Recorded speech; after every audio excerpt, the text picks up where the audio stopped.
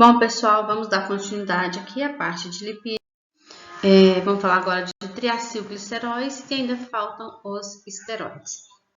Bom, quem são esses triacilgliceróis? Esses triacilgliceróis são uma forma de armazenamento de energia nos organismos. Então, nós, como animais, ao consumirmos ácidos graxos, nós armazenamos esse ácido graxo junto com a molécula de glicerol. E o que eu faço? Eu pego aí 3 ácidos graxos, por exemplo, e junto com a molécula de glicerol eu formo o triacilglicerol. Eu misturo esses elementos químicos e armazeno. Aí eu armazeno lá no meu tecido adiposo e só vou utilizar essa molécula quando eu precisar da minha reserva energética. A grande questão é, os triacilgliceróis são uma fonte muito eficiente de energia e eu consumo muito carboidrato. O carboidrato é uma fonte de energia imediata. Ao consumir o carboidrato, eu estou usando essa energia imediatamente. Eu vou pegar aquela glicose, vou quebrar, vou fazer respiração celular, vou liberar ATP para o meu processo metabólico. O que eu faço com essa minha gordura, esse meu lipídio que eu consumo? Eu vou armazenar em forma de triacilglicerol e quando o meu corpo precisar, eu vou lá e utilizo esse meu triacilglicerol. A questão é, quando eu paro de comer e quando eu preciso usar esse triacilglicerol? Normalmente eu não dou tempo, né? Eu vou consumindo e não dou tempo para o meu corpo usar esse triacilglicerol. As gorduras são triacilgliceróis formados de ácidos graxos saturados.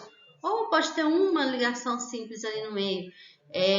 Mas esses ácidos graxos saturados, geralmente, ele dá essa estrutura aqui de gordura mais endurecida, né? Já os óleos, ele vai ter esse formato mais líquido. Então, ele tem formado aí de uma ou várias ligações insaturadas que vai dar a estrutura líquida dos óleos. As ligações duplas que existem aqui nesses poliinsaturados, ela pode passar por esse processo aqui. É o que acontece no processo de fabricação da margarina. Eu pego um óleo, faço um processo de hidrogenação nela, vou usar a velocidade para bater esse meu óleo e eu vou dar essa estrutura de margarina, né, endurecida, né? Então eu posso fazer essa hidrogenação tranquilo, porque ele vai fazer essa modificação. São denominados de triacilglicerídeos, né, triacilglicerídeos ou triglicérides, né? Essa estrutura aqui, né? Aqui está o glicerol e aqui estão os ácidos graxos, né? Então 3 ácidos graxos aqui para formar um triacilglicerol. A gordura dos animais possui diferentes ácidos graxos. Cada ácido graxo vai ter aí seu diferente ponto de fusão. Alguns são mais curtos, alguns são mais longos. Então, alguns óleos têm facilidade para endurecer, outros não. E aí você tem diversos tipos de ácido graxo aí da natureza, no que a gente come, no nosso corpo. E cada um deles vão ter as suas ligações químicas aí.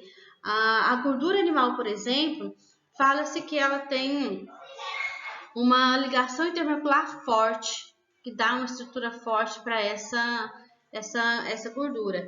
Já os óleos, eles fazem, por eles terem a presença dessa ligação insaturada, eles têm ligações fracas. E aí acabo tendo alteração dele, dependendo da temperatura ambiental. Ou se eu coloco ele no fogo, e aí quando eu coloco um óleo vegetal no fogo e ele aquece, eu já vou ter modificação desse meu óleo na sua estrutura.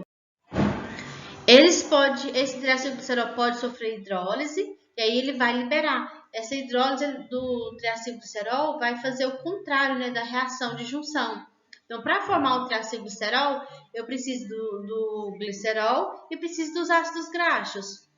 E aí, quando eu tenho esse triacilglicerol pronto e ele passa por um processo de hidrólise, eu vou ter novamente os meus ácidos graxos separados, vou ter o triacilglicerol e vou ter, em alguns momentos, aí, moléculas de hidrogênios liberadas.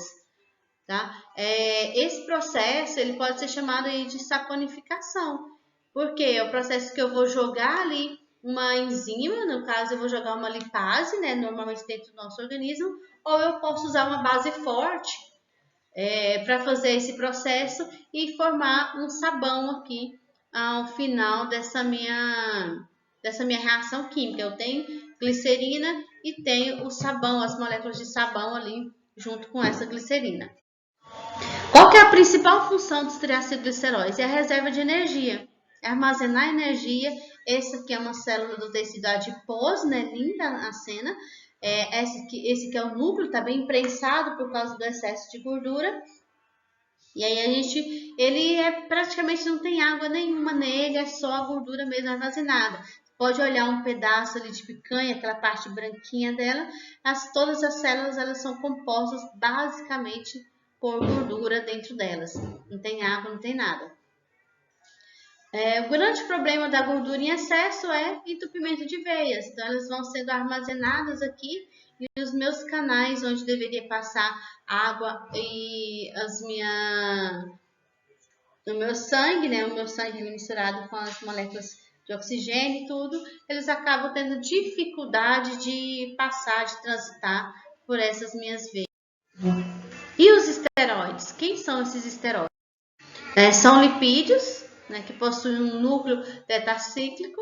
Então, você vai ver sempre que esses hormônios terão sempre esse núcleo tetacíclico. Então, tem 4 aqui anéis. E aí, eles vão executar várias funções específicas no nosso corpo. Um exemplo que eu citei aqui, que é bem importante, é o colesterol. Ele é um esteroide, é o mais abundante do... Então, esses hormônios, eles vão ter várias funções no corpo aí. E a membrana, esse colesterol, o que ele vai fazer? Ele vai capturar, ele vai carregar, ele vai facilitar a passagem desses hormônios pela membrana. Lembrando que a membrana, ele é um lipídio e todos esses hormônios também são lipídios. E aí eles vão ter essa facilidade de transitar aí entre as membranas. Nos tecidos vegetais, a concentração do colesterol ela é em média 100 vezes menor que a nos animais. E aí, só que aí ela vai ter, para compensar isso, ela tem a presença de outros esteroides que não possuem, que não estão presentes em um animal. Aí você tem os fitoesteroides, que vão auxiliar ali desde a germinação da semente até a coloração dos frutos, a parte do amadurecimento. Então, são outros tipos de hormônios. E aí você vai ter, por exemplo, aí a auxina, a giberelina, que são hormônios específicos de plantas que a gente não encontra em animais. E vai diferir aí de forma das cadeias químicas, a forma de atuação. Os esteroides são lipídios, nem todos os esteroides são lipídios, tá? Tem uns, por exemplo, quando a gente fala dos esteroides relacionados à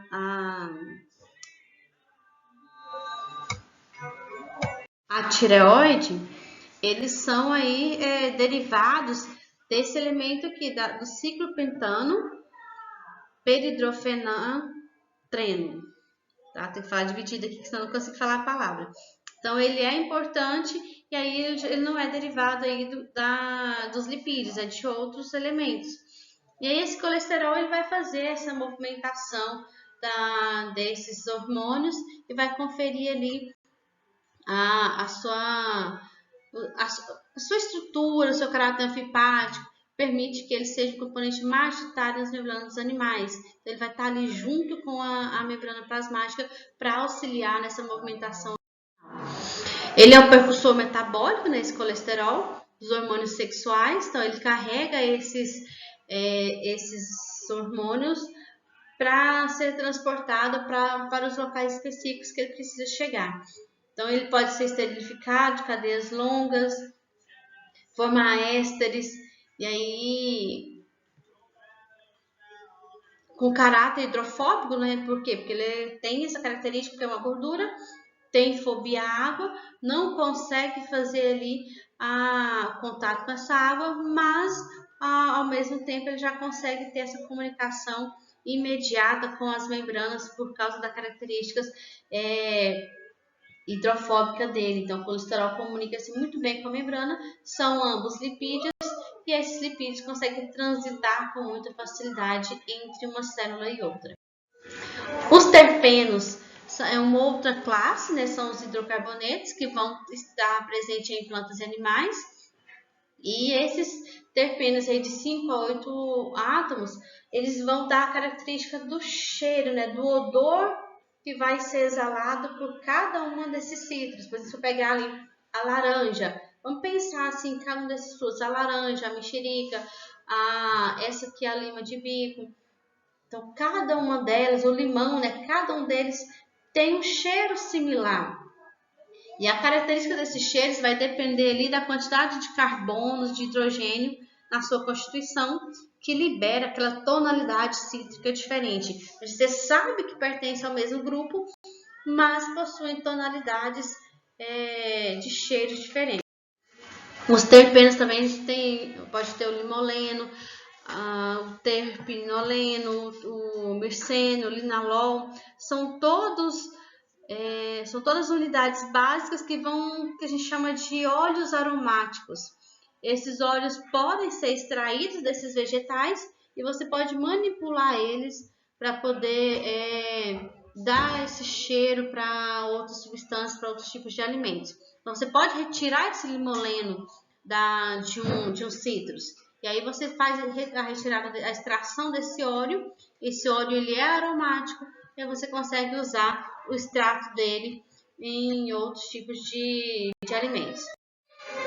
As lipoproteínas também são aglomerados ali de lipídios com proteínas, cada uma vai ter uma função específica, tem densidades diferentes. Então você tem eles vão ajudar a transportar os lipídios ali na membrana, ali nas veias, e essa associação vai receber vários nomes. No nosso caso, a gente não precisa decorar todos esses nomes, porque a gente usa mais lá no curso de nutrição, quando a gente fala de VDL, IDL, LDL. Na agronomia, talvez vocês estudem um pouquinho lá na nutrição animal e forragicultura. Tá? Então, existem esses 5 grupos de densidades e mobilidades diferentes. Então, cada um deles vão transportar de forma diferente ali os lipídios no plasma, a regulação dele vai ser diferente. Então, é um lipídio, é uma associação, né, entre um lipídio e uma proteína que ajuda a transportar aí outros lipídios no plasma ali, que faz toda a regulação do organismo. Os hormônios, a gente tem 3 grupos de hormônios, que são os glicocorticoides, os mineralocorticoides e os androgênios e estrogênios. Esses glicocorticoides, eles estão muito relacionados ao córtex cerebral. Eu citei o exemplo aqui nessa imagem do estresse, que o estresse ele interfere na produção hormonal, e aí essa produção hormonal vai ter consequência lá, por exemplo, na úlcera no seu estômago. Mas por que se eu fico estressado eu começo a sentir dor no estômago? Porque o estresse ele interfere na produção hormonal, que vai interferir lá na cicatrização do seu estômago quando ele entra em contato com o suco gástrico. E aí eu tenho essas alterações. Então, se eu consumo algo ácido e ele já está ferido e eu estou estressada, então essa ferida ela pode aumentar e se transformar numa úlcera. Esses mineralocorticoides, eles são fabricados ali nas células suprarrenal. Por exemplo, aqui tem o exemplo da aldosterona. Essa aldosterona ela vai auxiliar no transporte de eletrólitos, na distribuição de água nos tecidos. A gente vai ter outros hormônios que vai fazer a filtragem, auxiliar na filtragem dessa água, na identificação das substâncias. Então, você tem os locais específicos.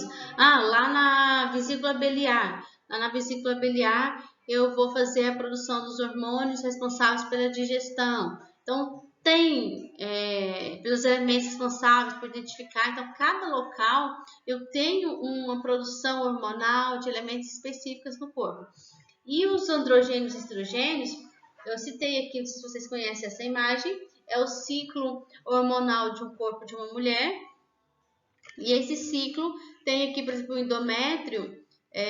Quando esse endométrio ele produz uma maior quantidade de estrogênio, quando ele consegue atingir essa progesterona. Normalmente, quando eu estou próximo ao ciclo menstrual, o nível dessa progesterona ele vai caindo. Então, quando a progesterona cai, existe toda aquela oscilação, tanto de humor quanto fisicamente, onde praticamente a mulher consegue dissolver tudo aquilo que foi preparado para uma gestação e não foi utilizado. Então, nesse processo de retirada de tudo aquilo que está ali dentro do seu útero, acontece ali as cólicas, por exemplo, quando você sente dor, porque você está retirando uma camada do teu corpo para jogar fora. E aí você sente dor, você sente inchaço. Então tem todo um processo ali para jogar esse óvulo fora. Não é uma coisa simples. Então tem toda uma estrutura hormonal que acontece no corpo feminino para que isso aconteça. Esse ciclo aí demora em torno de 8 dias, tá? Esse processo demora uns 8 dias. E a gente costuma dizer que esse ciclo da feminina ele dura em torno de 28 dias. 8 dias nesse processo aí de desintegração do óvulo para ser jogado fora na menstruação. E depois de 21 dias de normalização. Então, você tem novamente a produção do estrogênio, novamente a progesterona volta a níveis normais. E aí depois passou os 21 dias, começa tudo novamente. Isso é mensal, né? Todos os meses isso acontece. Então, são os grupamentos, né? Os glicocorticoides, os mineralocorticoides e os androgênios e estrogênios que são produzidos aí pelo nosso corpo. Tem outros hormônios, só pontuei esses três para vocês terem uma noção.